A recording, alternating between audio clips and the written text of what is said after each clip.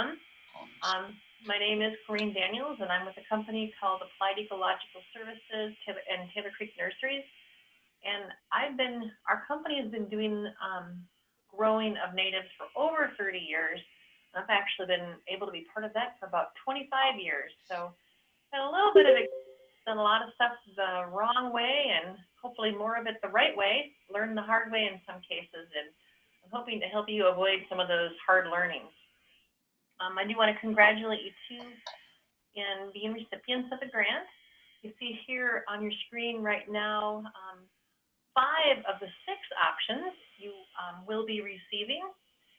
And you can see sort of starting at your lower left-hand corner, Liatris, or otherwise known as blazing star. You have some smooth blue aster, purple coneflower, some prairie coreopsis, and in the lower right-hand corner, the whorled milkweed, which is one people may not be as familiar with, but it's a little less in your face than the common milkweed.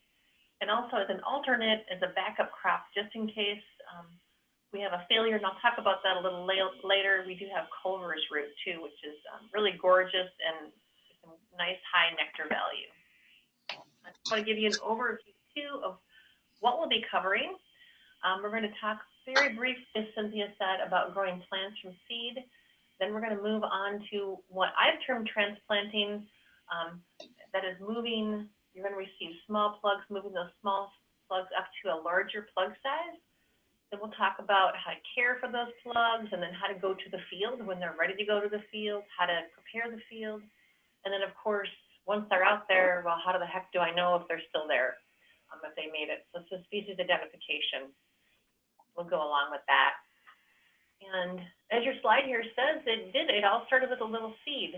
You might be wondering how we ever got into this position where we have this material to share.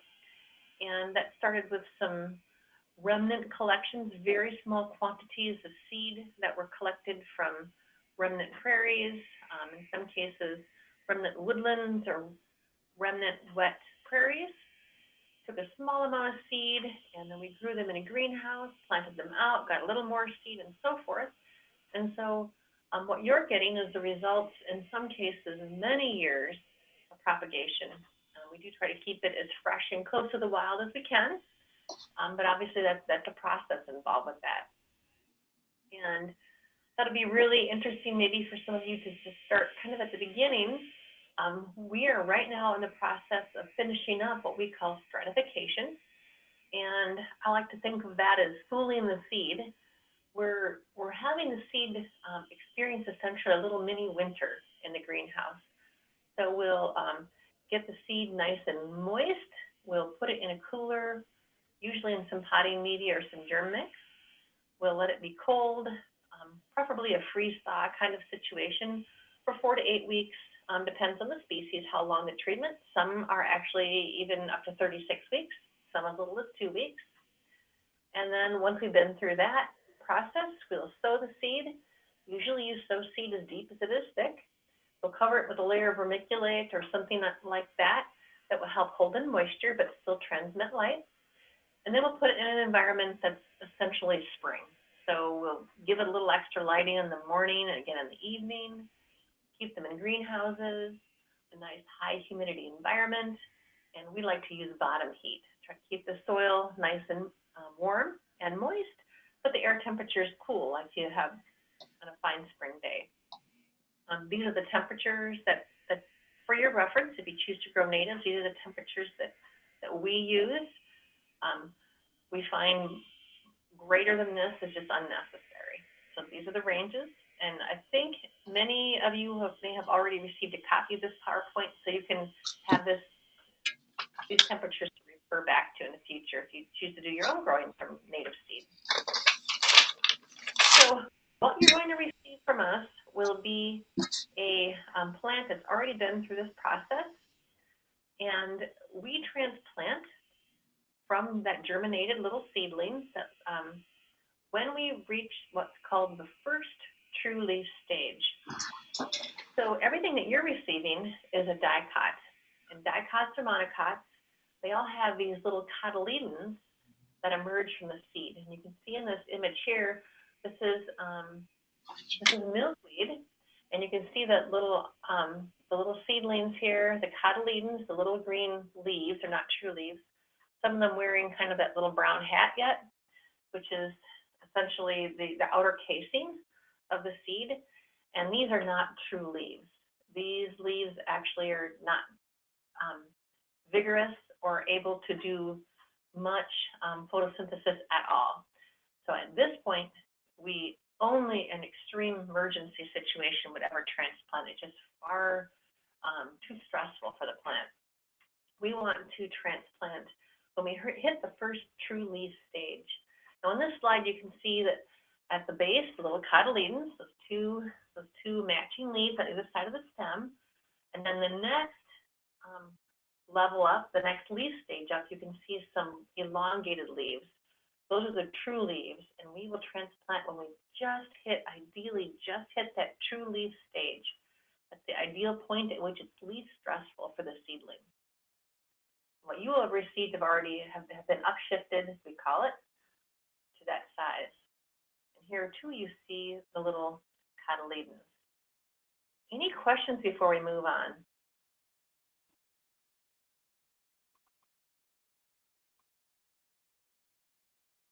All right, we will move on.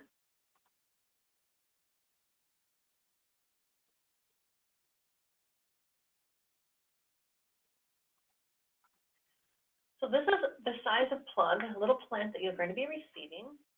It's a little plug, smaller than an inch. And you can see here, it's nicely rooted at the bottom, nice, healthy, white roots. I believe all the species that you will be receiving are those that have white roots when they're healthy. There are some species that have a yellowish or even a pinkish cast. I believe these will all be white-rooted species. And you can see these aren't root bound, they're just nicely rooted. And this is an indication here that this is ready to transplant. You can see I pulled this out for the photo. When I tugged it out of the cell, it held a nice plug for me. And this is when it's ready. If it gets too root bound, it can actually be harder to get quick grow, quick fill when you upshift. And upshift means go to the next size pot up. When we upshift, and this is I'm sure this is going to be very simple for all of you. When you upshift, it's usually quick and easy. So what you'll do is you'll have the students make a hole. You'll fill your trays with nice moist media. You want it lightly packed. You're not going to want to tightly pack it, but lightly pack it. So you can fill your tray and kind of give it a little gentle drop onto the table. If you have a lot of settling, you might refill it. And then once you feel that it's sort of loosely packed, you make a hole a little bit bigger than the plug that you received. You can see here in the picture, we're wearing gloves. That's because we transplant all day, every day, and it really tears up your cuticles. It's not necessary, but students might find that more comfortable. You can also make the hole, of course, with a pencil or tongue depressor or a dowel of some sort. So you're going to make that hole a little bigger than the plug, and you're going to place that plug down in there. So the crown, which is essentially where the media and the plant meet, are just at or just below the media in the new pot. And then we're going to gently, what I call tuck in, we're going to gently close in that media around the plug. Now, I like to tell the young people we tuck them in. So when we're kids, we get tucked in kind of firmly but gently into bed, right? We aren't like crushing the crown. That's something you want to be careful of. Sometimes an overzealous student will really pack that down. And if you crush the crown, the plant is dead. So you want to kind of keep an eye on that, especially if you have some overzealous students. The milkweed will be the most delicate. Everything else is going to be pretty robust. Once you've tucked these in, you want to water them well. And then you'll take them, hopefully you have a greenhouse or at least some other place with some nice natural light. If you don't have good natural light, you want to try to provide a grow light, and you can usually pick those up any place at Home Depot or something like that. Provide that similar temperature range that I showed in the earlier slide. And it's ideal if there's some air movement. It helps keep disease down. It's not necessary, but if you have circulating fans, or you can put a box fan on, you know, here and there, just now and again to get some air movement. That's important. It helps make the stem walls more vigorous. It also helps reduce the risk of disease. So once you've gotten them settled into their nice environment, you want to keep them moist, but not drenched. So that's for the first week. You don't want them to be dripping all the time or sitting in a puddle of water, just good and moist. And what you want to do is water, and then you can pick up the plug. Look at the bottom of the plug, and you actually want, when you want water to be running out of the bottom. So what we want to avoid is the plug being wet at the top and dry at the bottom. You want wet all the way through. You want to keep them that way. Again, not wringing wet all the time, but good and moist for that first week. After the first week, it could be past the risk of that transplant shock and root hairs and all of the finer fibrous roots should start to be redeveloping. And then you can allow them, after that 1 week, some periods of dry down. So we definitely want to start seeing dry surface on the plug. Definitely see that at least once per day. And then after 2 weeks, you can pick that plug up and then look at the bottom of the pot. There are some holes, and when you should start seeing some little white roots poking out of the bottom of those holes. And when you do that, you can allow what we call some hard dries. So let the plug entirely dry down. We don't want it so dry that the plant is wilting over, but you can do a good hard dry, and that really helps make for a good vigorous plant, and also really very much controls disease, any disease issues. Once we get to the point where you can see in this slide here, we have a plug that you can pull out of the pot. You've got some nice good root development. At this point, if you weren't able to go to the fields yet, you could cut this tray back, literally with the scissors, trim it back so you have maybe just a couple inches of green, and that's sufficient. That'll help control how much water the plant needs, how much watering you need to do. Also helps prevent disease because you get good air movement. If you don't have a whole lot of top growth, hopefully you can just go to the field and you don't need to hang on to them too long. But if you find yourself in this situation where you've got big plants, you want to do that. And then again, like I said, at this point, and even before, you want to start, at this point particularly, start letting those plants wilt a bit before you water them. Helps make a vigorous plant, and definitely is your #1 tool in controlling disease in the greenhouse. So before I move on, any questions at this point?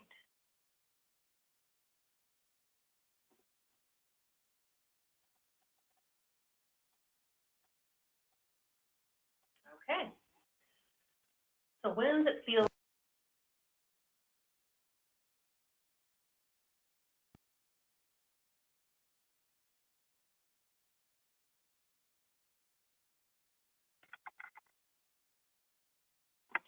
Okay. So at this point, as you can see in your slide, these are all plugs that are ready to go to field. We actually like, when we go to field, we like our plugs to be pretty well, I would go so far as to say root bound. We like to see a lot of roots. Especially when you're dealing with students, at this point, they're so root bound that they're just not fragile at all. And what we're dealing with is not like a tree or a shrub. When you're dealing with a tree or a shrub, when you get to this point and the roots starting to spiral and that sort of thing, it's hard for the plant to grow past that because the root itself is woody. With these perennials, you have so much dying back of root and regrowth, that's not a problem. And again, when you're dealing with students who might be a little less careful or a bit more vigorous with the way they handle the plants, get a good solid root mass like this is really ideal. We have a couple of clients that we deal with that do large-scale ecological restoration, and one of them tells me he likes it so that his guys can literally throw the plug across the area like a football. He wants them that root bound. Now, I'm not suggesting you want to do that, but you definitely want a lot of root. How much top growth you have is really far less important than how much root you want. You want good, vigorous roots. You want to be able to, when you pull that plant out of the pot, that whole root mass pulls together like you're seeing in this image here.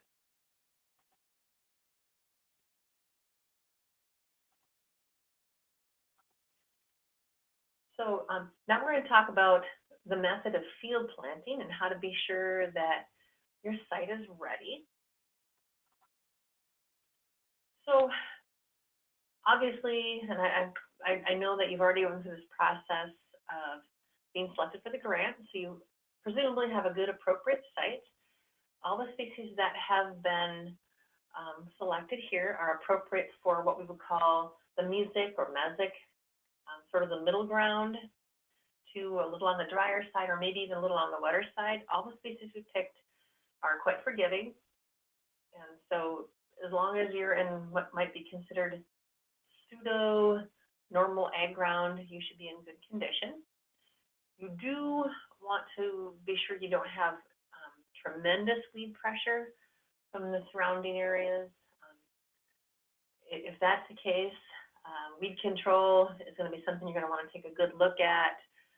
Perhaps if you have an area that's got weeds that are at risk of blowing in, if you can gently talk to the neighbors about trying to mow some weeds, that might be something that you could consider.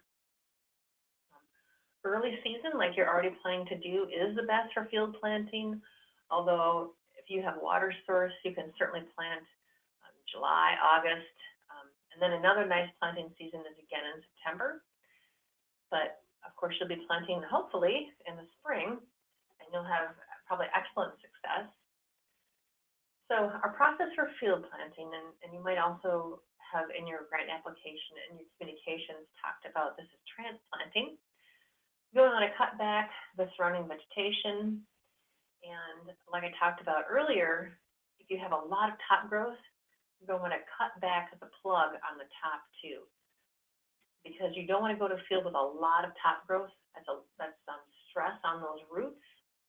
So 2 to 3 inches of top growth, cut that back, and we'll get to some slides later that show this process.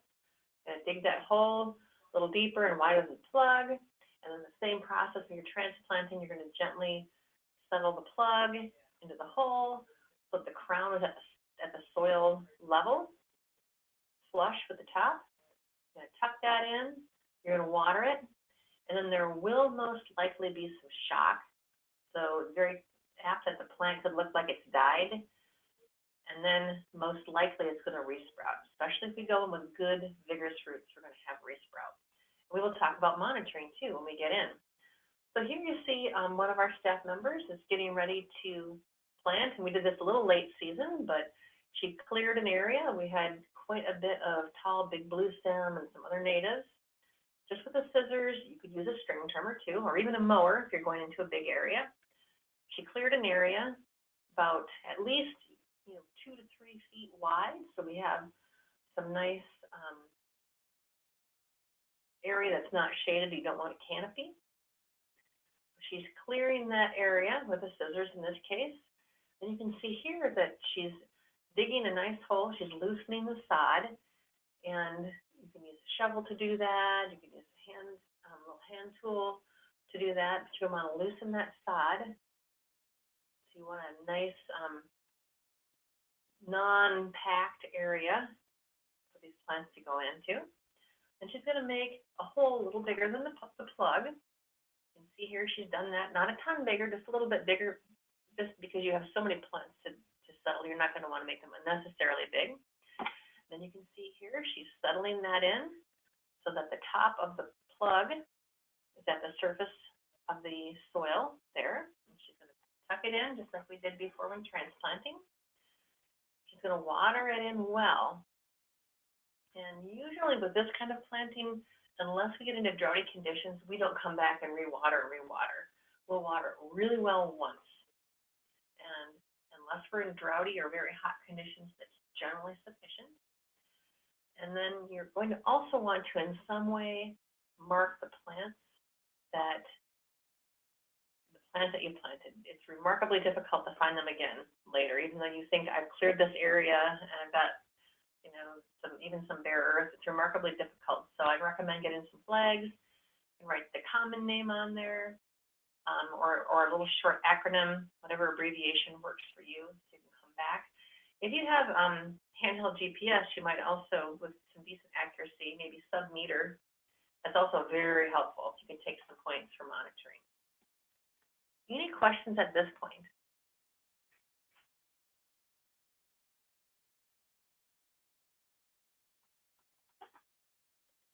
The species we've selected. Hi, Corey. This is Cynthia Fisnick. I just wanted to ask about cutting back that top growth again. Is that something that really is heartbreaking to do? Is that something that is going to be hard to convince students to do? That's a good question. We do have some clients that don't ever want to cut back. It could be difficult to convince students to do, but it's the best thing. It's much less stress on the plant. It has, those roots don't have to support a lot of top growth, and it's going to grow right back. Okay, so there aren't any species that you would not do that then? Nothing that we provided. Okay. Yep, occasionally there are some that, you know, particularly legumes, but there are no legumes here.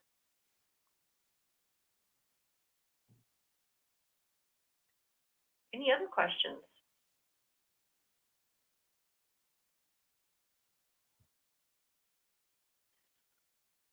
So we have selected species, of course, that are excellent pollinator support species, and we've had a special eye on the monarch.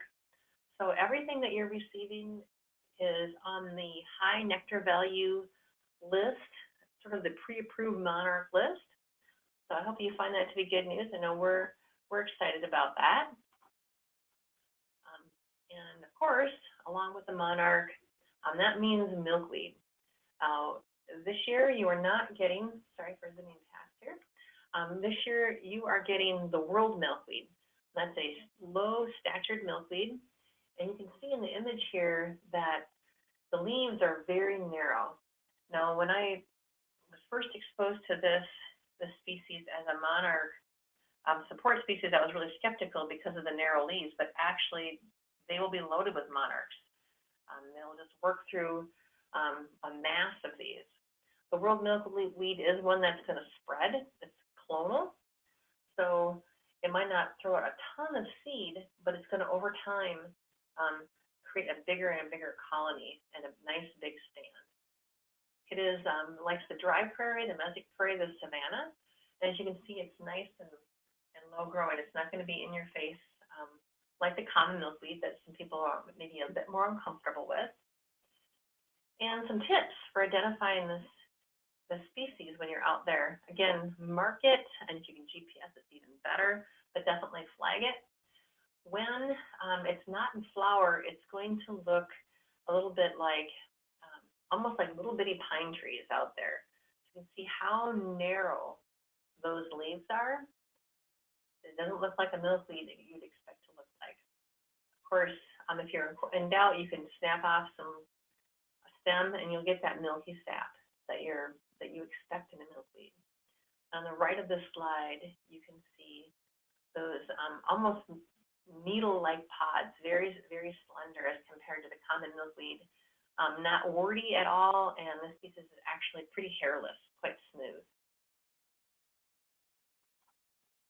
Also, you'll be receiving pale purple coneflower, and this is not the same as the purple coneflower. You can see these, whoops, sorry. You can see that these petals are drooping. There's nothing wrong with these plants. That's how they look. And actually, butterflies adore this. There's no petal in the way. They can get right to the nectar. This one also likes it can be partially shade and full sun, either way, dried, a magic prairie, and that is on the earlier end of the feeding time from the monarch, also a nice early one for other pollinators. And this one, when you have just the basal leaf, and you can see here, this is the area I'm talking about with the image in the middle with the basal leaf. And you'll be able to identify this species by the long, narrow, parallel veins in these basal leaves. It'll actually be quite scratchy, very hairy. You can see in this image how hairy, those are very stiff hairs. It'll feel almost sandpapery, but not terribly noteworthy just in these basal leaves. And this is what you will see in year 1. Possibly even in year 2, you'll just see what you're seeing here in the middle. You may not get flowering until the 2nd or even 3rd year. Other species that you'll be receiving is the blazing star. Now, true confessions here. Whoops, I'm suddenly on a timer, I think. True confessions here. We had originally planned on supplying a different species, prairie blazing star, and we did have a failure in the greenhouse. We are resowing, but this is right now the liatrus that we are certain we're going to be able to provide. If possible, we may be able to provide the other one. The good news on this one is that actually the butterflies have a little more of a preference for this one. It doesn't tend to be quite as pretty as the one that we had originally planned. So I don't know if we have any repeats from last year. I know some had struggled a bit with seed. Even the professionals do. And it's just, this is what happens when you're dealing with wild things. These aren't bred to perform. They're just, you can't predict them. They're a bit unpredictable. This one also mesic to a little more wet mesic in this case, but also dry. Butterflies are crazy for it, and this will be in the middle of that season. And you can see here how it looks almost like a grass. It'll really maybe fool you in the 1st year, maybe even the 2nd year. You won't have this flower on the side. You're just going to have what you're seeing here in the middle, almost grassy, like basal leaves. Then as it matures, you'll see here on the left, you'll get this long, tall stem, anywhere from 2 to 5 feet tall, with these narrow leaves and be quite hairy. And then hopefully along about July or September, you'll start to see these flowers.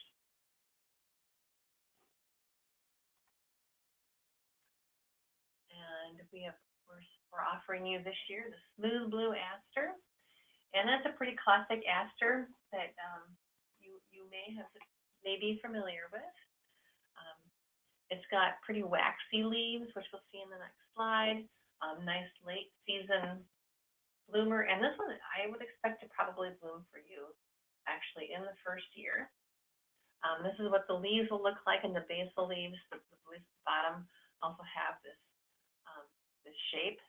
And they'll be very smooth and almost waxy. And you'll see this red stem, this nice red stem, and then notice here the clasping. The leaf will clasp, and then you'll know you have your smooth blue aster. Prairie Coreopsis. This one, pardon me, in particular, the bees are crazy for it, although of course it's also good for monarchs and other butterflies. Bees are crazy for it. I've never seen it get 3 feet tall, but I've heard of that. Chances are it'll be in the 1 to 2 feet arena for you. Also one that's going to spread really well.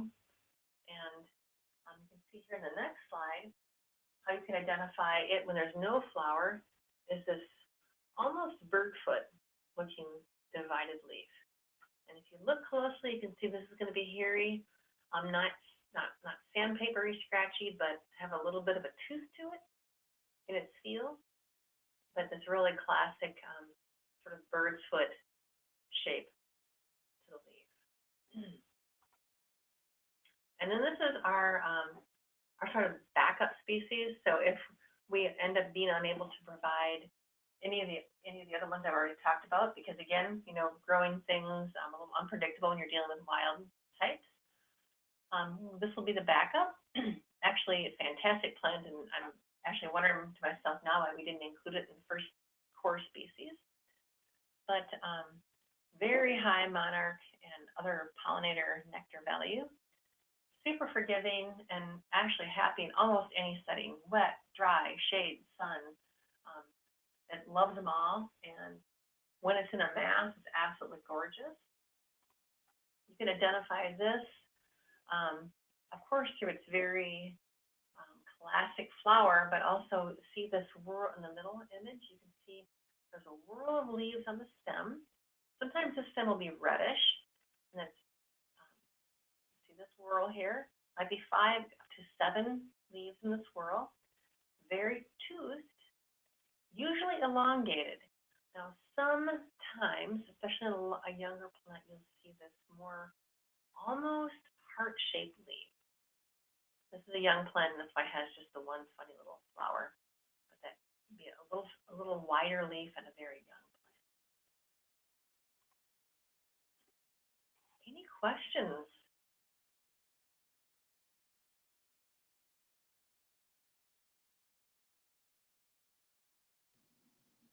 I think folks should be able to unmute on their own if they have a question. Is that right? Corey, this is Cynthia again. Can you pronounce for us the name, the Latin name of the smooth blue aster? Oh, my word.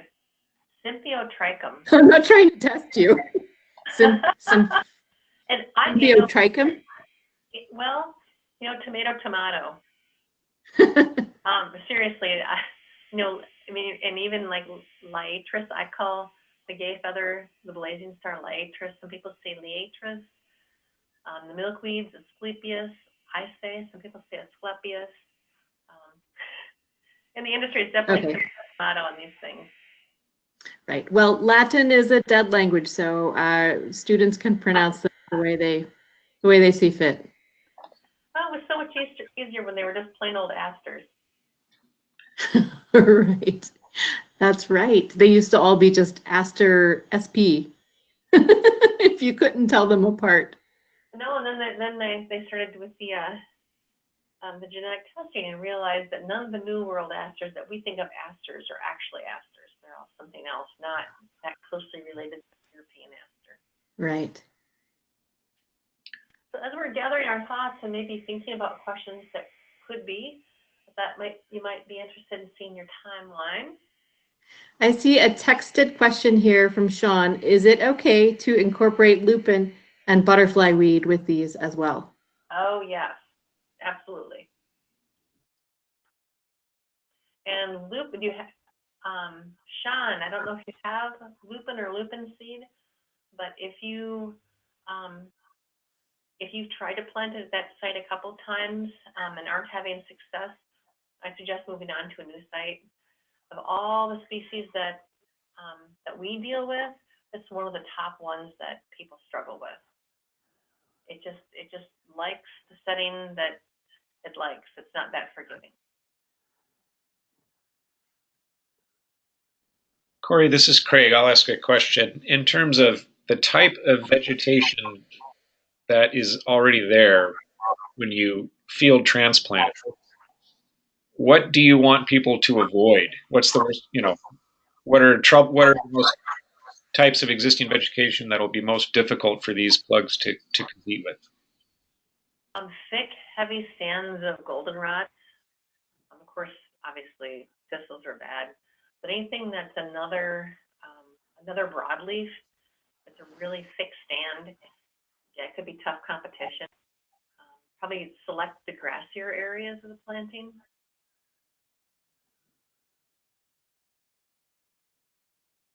So several of these species are drier site species, but if you had a bunch of reed canary grass, would you just stay away from that site? I would stay away from that site. I would.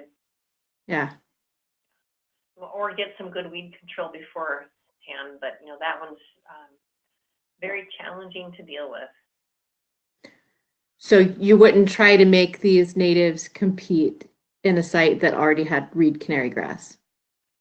I wouldn't unless I was prepared to, I really hesitate to say this, but unless I was prepared to do some herbicide interventions, which many would be reluctant to do, I would avoid it, especially Right. dealing with students in schools. I would help select something at least upstream, upwind. Right. That's what I was thinking too. I just wanted to confirm that. Are there any other invasive species that you would particularly avoid? I mean, I know you said goldenrod, which is a great native, but hard to compete against. Uh, anything else? Maybe golden Alexanders, that can be sometimes a bit challenging. Monarda actually can be a little bit of a thug. False sunflower can be a bit much, and cut plant. But otherwise, most of the natives are fairly good citizens. And we have tried to select species that we know are going to be, good competitors. All right, thanks. Any other questions? Are you able to unmute yourselves, people on the webinar, or want to text a question?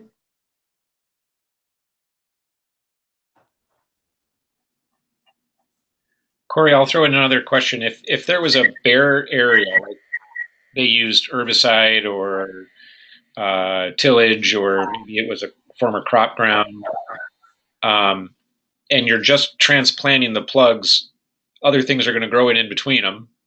Mm-hmm. Would you ever recommend seeding some grass or something like that to complement the plugs and fill in space, or what do you do in a kind of a bare ground situation?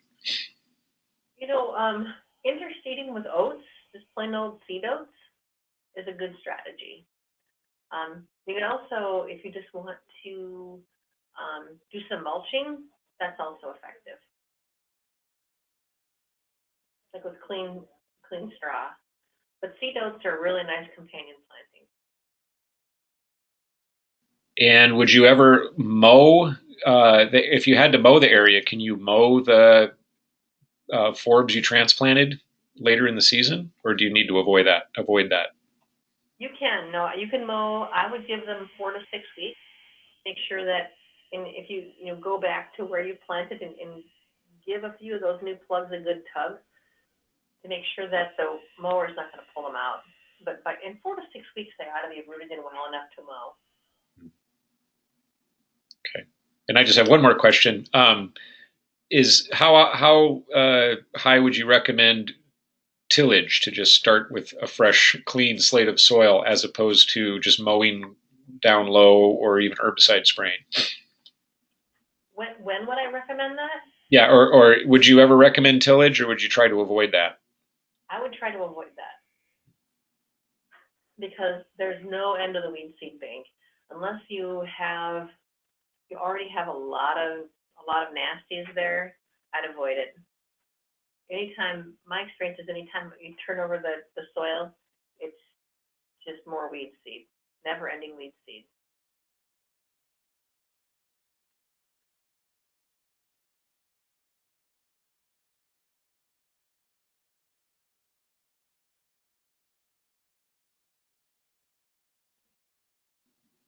Okay. Any more questions? Corey, maybe you're planning to send instructions along with the plants, but maybe you could speak briefly to spacing. If we're thinking about how we're going to lay these out on the site, how close they should be. Oh, thank you. Thank you for that. If we're planting a mass, you still want to give each of those plants about 3 feet distance between. If you're doing like a cluster, give them 3 feet of elbow space because these are perennials and most of them are going to get pretty big. Okay, thanks. Thank you for that question.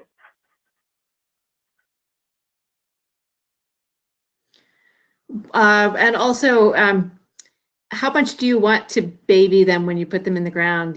Can you amend the soil, or you want to just have them deal with the native soil? You want to have them just deal with the native soil. So there shouldn't be a lot of babying required. really just, you know, a nice loose, like I said, dig that hole, that well for them, loosen that up nicely, set them in there, you know, gently, firmly, and then one good watering and less, you know, no fertilizer, and unless it's droughty or hot, you really shouldn't have to go back with more water. So no soil amendments. Fertilizer usually actually just for this, in this case, just fertilizes the weeds. Right. Don't worry about that. Okay. And Sean has another question. How soon before planting should we perform our prescribed burns?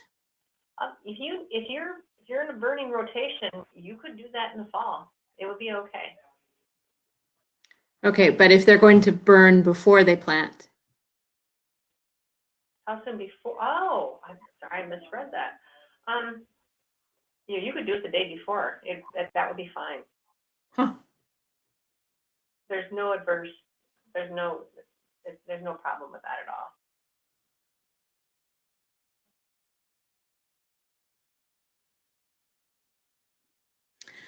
Okay, I guess we have plenty of time now. It's just 4:45. If people have more questions, we can take them, or we can talk about, there was some interest in touring Taylor Creek Restoration Nurseries among the grant recipients. There were a couple of yeses and a lot of maybes. I think transportation and time and distance being the main factors, but Corey, maybe you could talk about touring your nursery.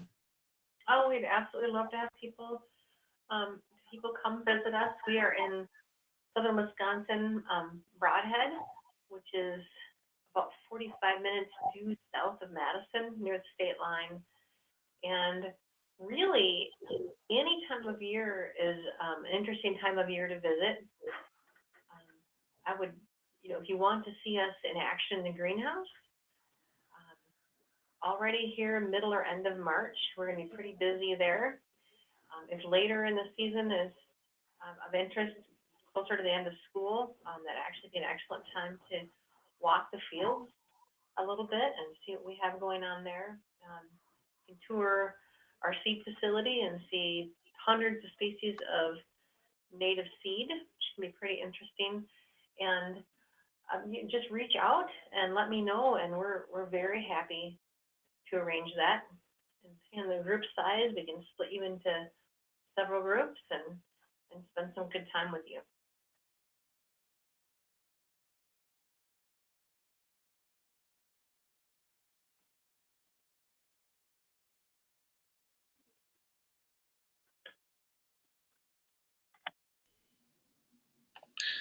All right, I guess we'll let folks go for the day. And thanks so much, Corey. Really appreciate it. That was an excellent presentation. It's been recorded, and we will be getting to you and all those who weren't able to join today a link to that recording as well as the PowerPoint slides. Any last words, Cynthia? I am just about to send a copy of this PowerPoint that that Corey shared, so that can be used with students. I will, if I can get the link from you right away, Craig, I'll send that link to the webinar recording as well. So that's ready to go out to everyone. Thanks everyone for attending. I hope it was helpful. Thank you, everyone.